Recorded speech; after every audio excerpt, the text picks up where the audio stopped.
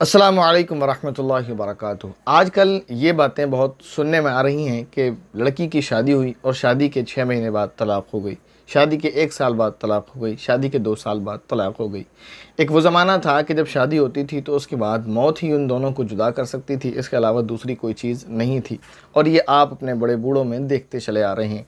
लेकिन आज पता नहीं जाने क्या हो गया है हमारी कौम को और हमारे माशरे को कि ये इसका रेशो बढ़ता जा रहा है और बहुत कम मुद्दत में तलाक़ें होती हैं। इसकी वजह क्या है? इसकी बहुत सारी वजूहात हैं, जिनमें से 2 वजह मैं आज आपको बताने वाला हूँ और 2 वजह उनमें बहुत मेजर आप कह लें, बहुत इम्पोर्टेंट हैं। वो 2 वजह क्या हैं? वो 2 बातें क्या हैं जिनकी वजह से ज़्यादातर तलाक़ होती है? नंबर 1, पहली बात ये है कि निकाह से पहले लड़का और लड़की को निकाह और तलाक़ के मसाइल, गुफ्तगू का सलीक़ा और लहजा और गुस्से के वक़्त के अहवाल और एक दूसरे से बात करने का सलीक़ा और तमीज़, आदाब, एक दूसरे के हुकूक, एक दूसरे की ज़िम्मेदारियाँ नहीं सिखाई और बताई जाती हैं। जिसकी वजह से नौबत ये आती है कि जब लड़की को ये नहीं पता होता कि मेरे शौहर को मुझ पर एक दर्जा फ़ौक़ियत दी गई है, तो वो ये गुमान करती है जैसे मैं मर्द हूँ, औरत हूँ, वैसे ये मर्द है मुझ में और इसमें क्या फ़र्क है। वो उसकी इताअत को कबूल नहीं करती। हालाँकि ये बात समझने वाली है कि हर माशरे में, हर सोसाइटी में, हर निज़ाम में कोई किसी से अफ़ज़ल होता है जिसकी इताअत नीचे वाले पर लाज़मी होती है ताकि निज़ाम सही चल सके। इसको आप इस तौर पर भी देख सकते हैं कि अगर आप कोई स्कूल में पढ़ने जाते हैं या आप यकीनन पढ़ने गए होंगे, तो वहाँ एक प्रिंसिपल होता है जिसकी बात मानना हर एक पर लाज़िम होती है। फिर वहाँ पर जो है हेड मास्टर होता है, जो यूँ कह लें आप, जो जिस पर तमाम जो मास्टर्स होते हैं, टीचर्स होते हैं, उसकी इताअत उन सब पर लाज़िम होती है।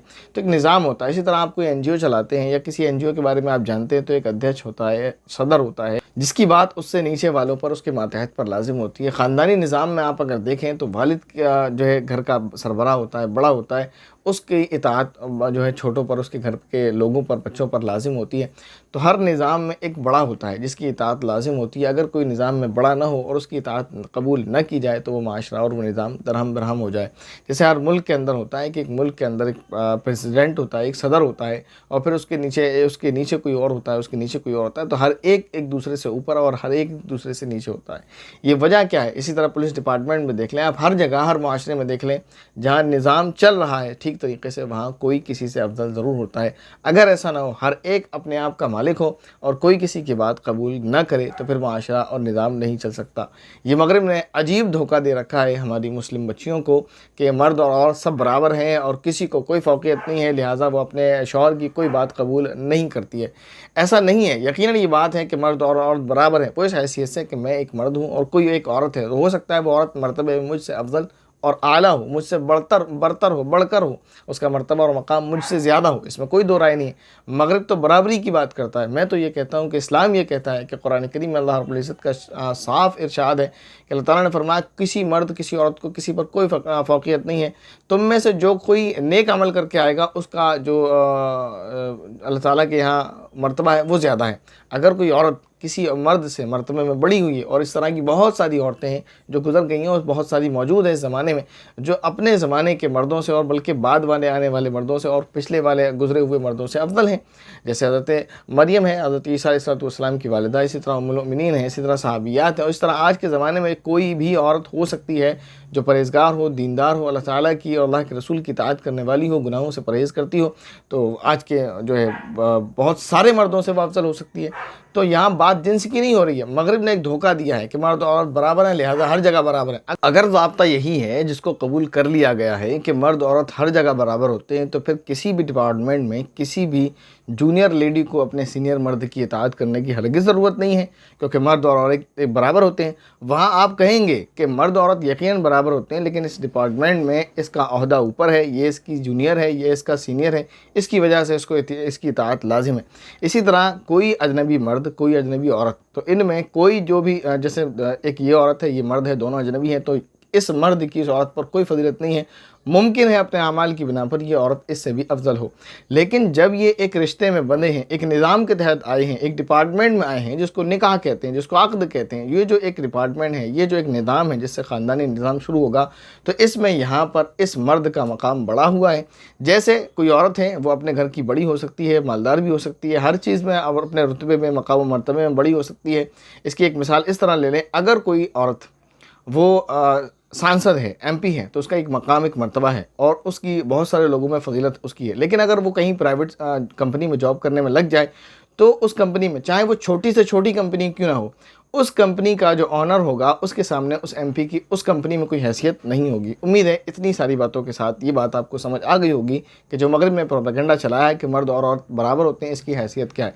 यकीनन मर्द औरत बराबर होते हैं, लेकिन मैं यूँ कहूँ कि बराबर नहीं होते, बल्कि औरत बाद मरतबा अफजल चली जाती है। लेकिन एक डिपार्टमेंट के तहत जब वो आते हैं, एक निज़ाम के तहत जब आते हैं, तो कोई ऊपर तो कोई नीचे होता है। जैसे अगर मियाँ बीवी की बात करें तो शौहर का मकाम ऊपर, बीवी का मकाम नीचे है, उसको उसकी इताअत करनी चाहिए। अगर औलाद और माँ की बात करें तो माँ का मकाम बहुत ऊपर है कि औलाद को माँ की इताअत करना लाजिमी है। तो जाने कितने मर्द और जाने कितने मर्दों की औलाद, मर्द, उन सब पर उस औरत की इताअत लाजिम है। तो एक डिपार्टमेंट के तहत ऊपर नीचे मकाम है। ऐसा नहीं है कि मर्द को जो है इस्लाम ये कहता है कि मर्द आ रहा है और औरत माज़अल्लाह कोई अदना चीज़ और अदना मखलूक और बुरी मखलूक है, ऐसा नहीं है। ये सिर्फ़ और सिर्फ मगरिब का प्रोपेगेंडा है। तो बहरहाल ये चीज़ औरत को सिखानी चाहिए। इसी तरह मर्द को भी ये सिखानी चाहिए, ये बात सिखानी चाहिए कि वो निज़ाम के तहत आई हुई है, इस वजह से वो तुमसे एक दर्जा छोटी है और तुम उससे एक दर्जा बढ़कर हो। ऐसा नहीं है कि तुम उसके खुदा हो या वो तुम्हारी ग़ुलाम है, जो तुम चाहो करो।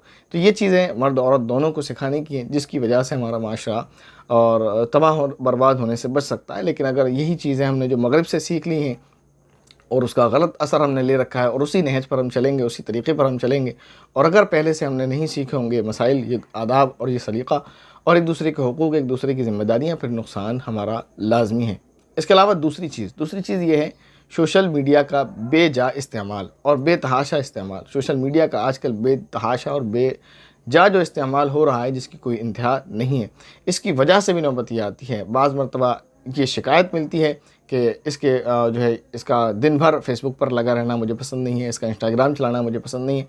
और उधर से जवाब ये आता है कि साहब ये मुझ पर शक करता है। भाई शक तो करेगा, शक करने की तो आपने नौबत उसको खुद ला कर दी है। हाँ, वो आपका इल्ज़ाम नहीं लगा रहा, शक करना है, शक तो बनता है उसका। मिसाल के तौर पर एक आदमी है जो शराब के ठेके पर पहुंचा हुआ है, शराब के काउंटर पर वो पेमेंट कर रहा है, उसने बोतल हाथ में ले ली है। अब कोई ये कहे कि यार तुम मुझ पर शक करते हो कि मैं शराब पीता हूँ, मैं शराब नहीं पीता, मुझे कभी किसी ने शराब पीते हुए नहीं देखा, तुमने भी नहीं देखा, तुमने देखा क्या, तुम देखो तो कहना, तुम मुझ पर शक कर रहे हो।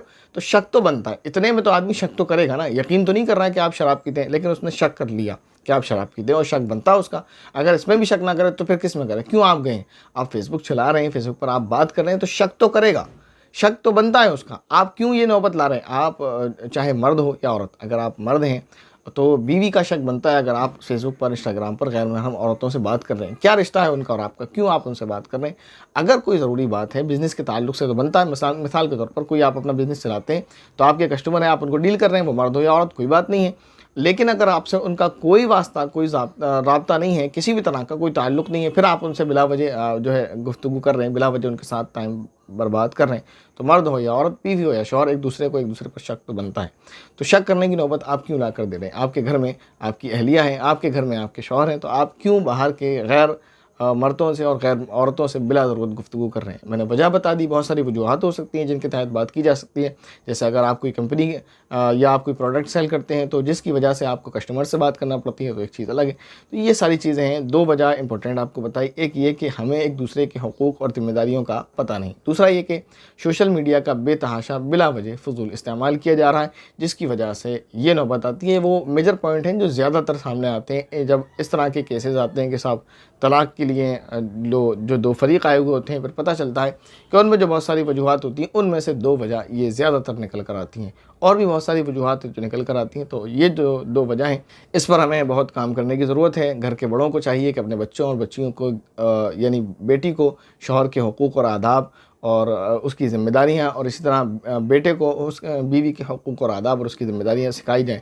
दूसरा ये कि जो शादीशुदा हैं, हमारे बहन भाई हैं, उनको ये चाहिए कि बीवी शौहर के और शौहर बीवी का ख्याल करते हुए बिला ज़रूरत सोशल मीडिया का इस्तेमाल ना करे। जितनी परमिशन बीवी को शौहर ने दे रखी है, उसके तहत वो इस्तेमाल कर सकती है। इसी तरह शौहर को भी ये ख्याल करना चाहिए कि मुझे जब मेरे घर में मेरी बीवी है, मेरे बच्चे हैं, तो बिला वजह, बिला ज़रूरत किसी से भी, ये तो एक तो खुदा की भी नाफरमानी है कि अगर आप सोशल मीडिया पर गैर महरमों से बिला ज़रूरत के जो है बात कर रहे हैं, तो खुदा के भी नाफरमान हैं, गुनाह अपने खाते में जमा कर रहे हैं, उससे क्या फ़ायदा है। तो जब हम इन चीज़ों को समझेंगे तो इंशाअल्लाह हमारा माशरा, हमारा ख़ानदान तहबाला होने से बच जाएगा।